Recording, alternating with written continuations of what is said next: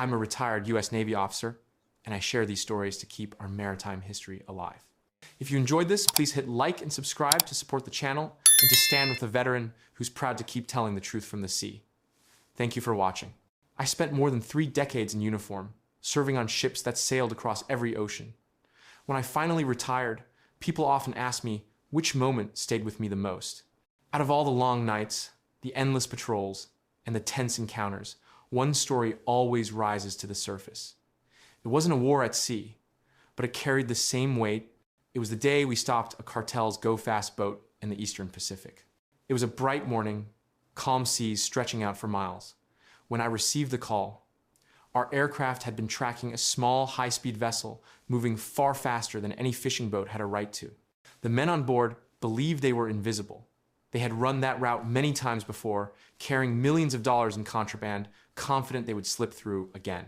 But what they did not know, what they could not know, was that every move had already been marked, every mile shadowed from above.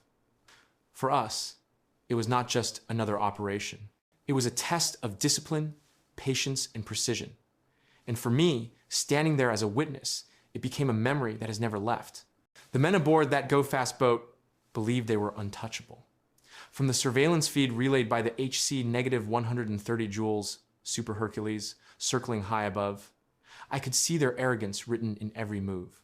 4 Mercury 300 horsebow outboards roared at maximum throttle, driving the vessel across open Pacific waters at nearly 58 miles per hour. By comparison, an ordinary fishing boat might crawl along at only 12 miles per hour. These men weren't fishing, they were running. They had made this same run 18 times before.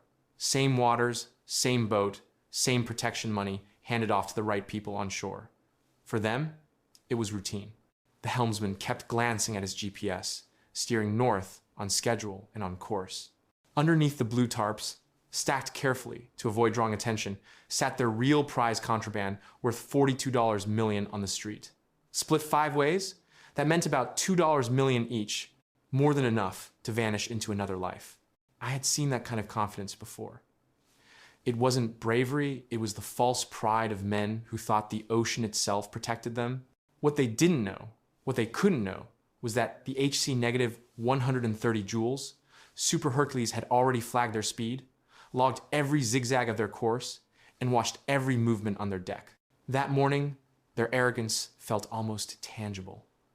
To them, freedom was just miles away. To us, looking down from the sky, they were already caught in a net they couldn't see. At 25,000 feet above the Pacific, the HC-130J Super Hercules circled patiently. She had been airborne since 6 that morning, her crew scanning a 200-mile radius with the AN divided by APY 154 advanced surveillance radar. That radar didn't just sweep the ocean, it painted a living map, every vessel from cargo ship to fishing boat glowing across its screen. And on that map, one contact stood out. At 8 a.m., the operator noticed what we all would come to know as the cartel's go-fast boat. Its speed was far too high for its profile. Its heading veered from the common lanes, and most telling of all, no AIS transponder signal. 3 red flags, one after the other. To a trained radar operator, that was a story already told. The Hercules crew shifted sensors. The Star Sapphire 380 HDC electro-optical system zoomed in from nearly 140 miles away. The stabilized camera brought the boat into view as if it were only yards off the nose. You could count the 4 outboards. You could see the tarps draped across the cargo space.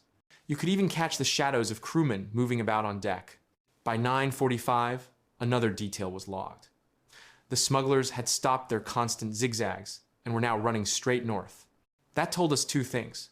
Either they were feeling bold, or their fuel was running down faster than expected. Either way, the message was clear. The tactical coordinator lifted the encrypted satellite phone. Kimball, this is Eyes 1. Target is steady, 50 miles per hour, heading north. Recommend launch of interdiction assets. Within seconds, data pulsed through Link 16, feeding into the USCGC Kimball's Combat Information Center, as well as the Joint Interagency Task Force South in Key West and DEA liaisons monitoring cartel traffic. From the sky, the trap was already set. 200 miles away, the USCGC Kimball held her steady course. At her top speed of 28 knots, just over 32 miles per hour, there was no chance she could overtake a vessel tearing across the ocean at nearly twice that pace. But the math was simple, and the math was on our side. 4 Mercury outboards, each burning about 25 gallons of fuel per hour at wide open throttle, could only carry so much. The go-fast tanks held maybe 400 gallons total. They had already been running hard for 2 hours. That meant half their fuel was gone. At 58 miles per hour, they had at most another 2 hours of endurance, while their rendezvous point was nearly 3 hours ahead. They didn't know it yet, but physics was their enemy. The Kimball didn't need to close the gap herself. That was why we carried helicopters. Our MH-65E Dolphin, fueled and armed, was sitting on the flight deck waiting for the green light. Where the cutter could only chase, the helicopter could leap ahead, intercept, and hold the line until Kimball arrived to finish the job. I remember standing in the Combat Information Center, watching the updates stream in through Link 16. We knew exactly where the smugglers were, how fast they were moving, and how long they could run. Patience was the key. We didn't need to match their recklessness. We just needed to wait for their fuel to run dry. And when that moment came, we would already be there. At 1100 hours, the deck crew on the USCGC Kimball moved with precision. The hangar doors rolled back, and the MH-65E Dolphin came alive. Twin turboshaft engines, each delivering 853 shaft horsepower, screamed as the rotors spun up. Unlike the standard search and rescue Dolphins most people imagine when they think of the Coast Guard, this aircraft carried something different.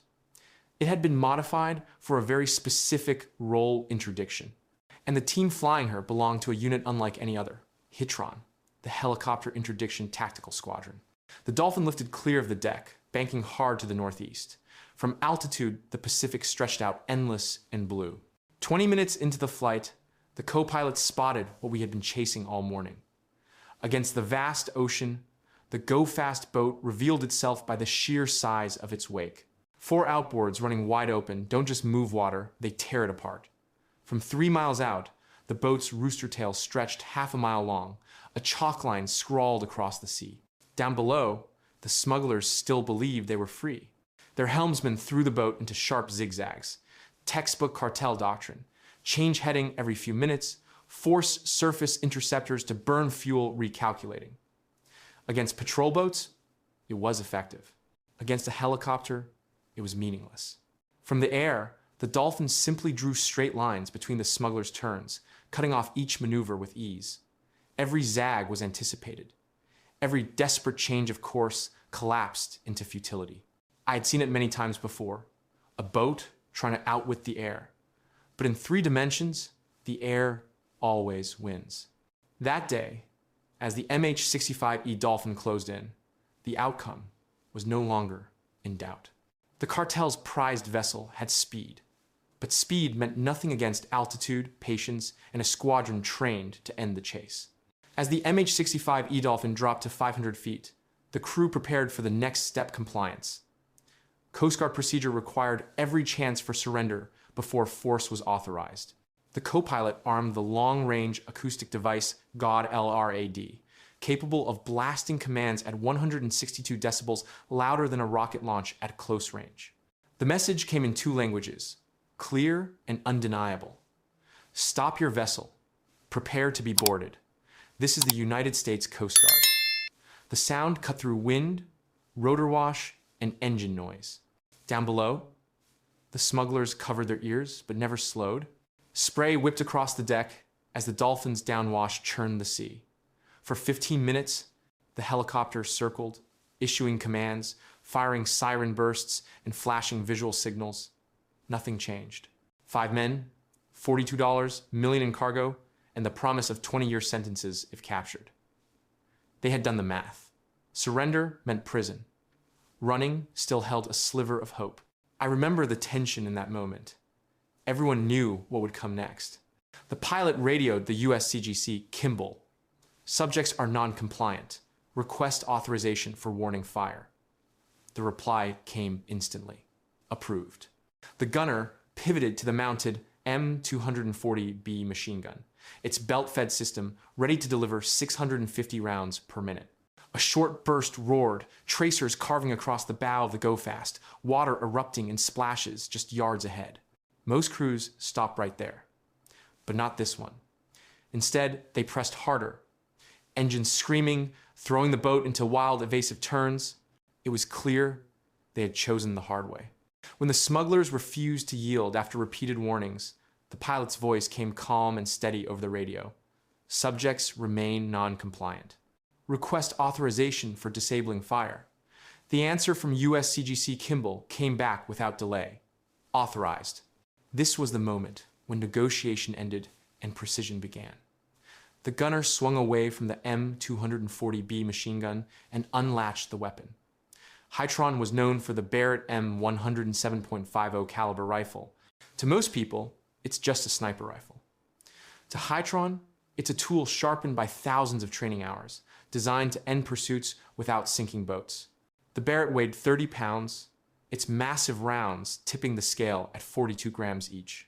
Fired at 2,800 feet per second, a single shot carried over 11,000 foot-pounds of energy, enough to punch through an inch of steel at 500 meters. Against aluminum outboard engines, it was devastating. The gunner leaned into the harness, aligning the EOTech 553 holographic sight with the glowing mark of the AN divided by PQ2 infrared laser designator. He had done this countless times in training, synchronizing breath with the helicopter's pitch, roll, and yaw.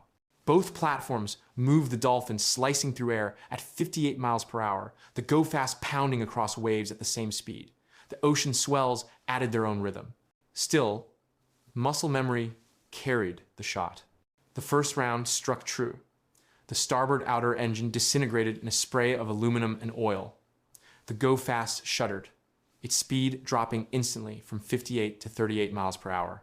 A second shot ripped through the port outer engine, fuel lines bursting, the water pump seized. The boat slowed again, wallowing now at 25. The third round found the starboard inner block, tearing out its core in a burst of black smoke.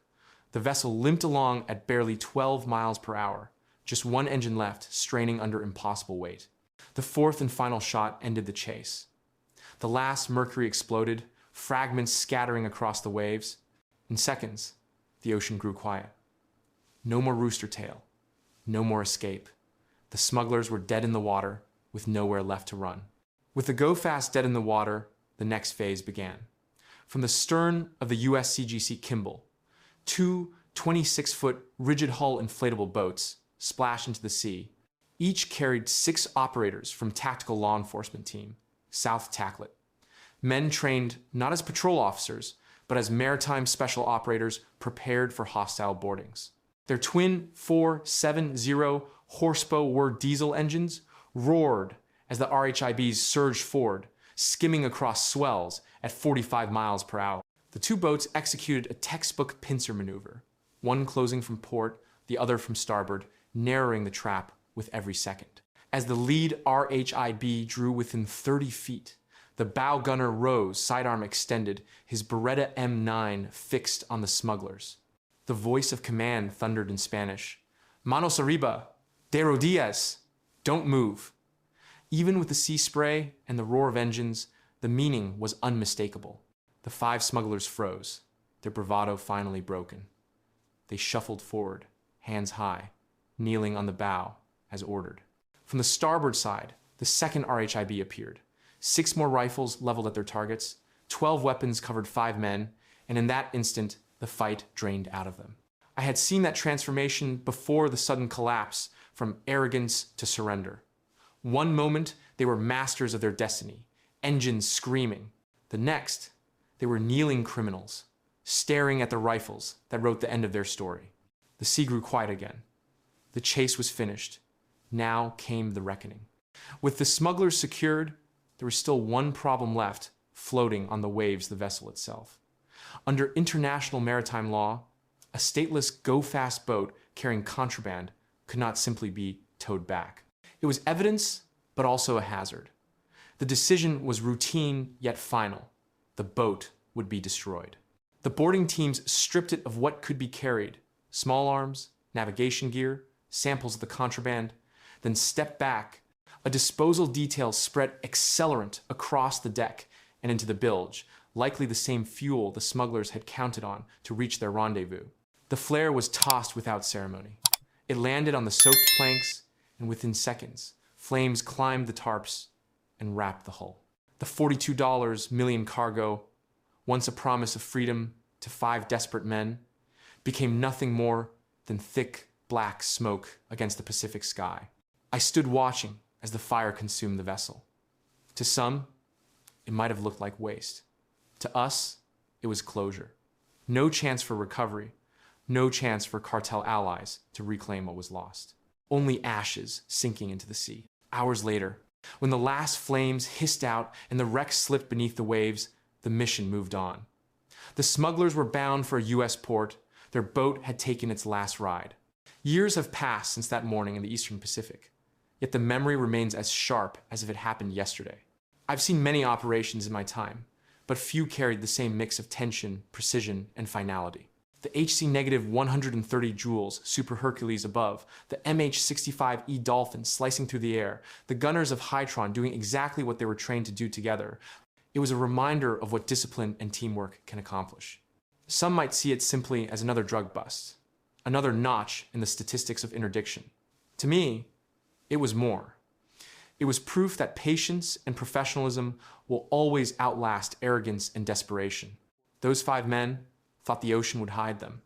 Instead, the ocean carried their defeat into our hands. I often tell younger officers that our mission is not about glory.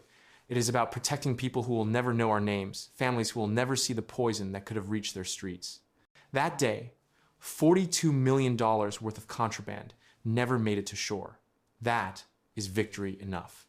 Now, in retirement, I carry pride, but also humility.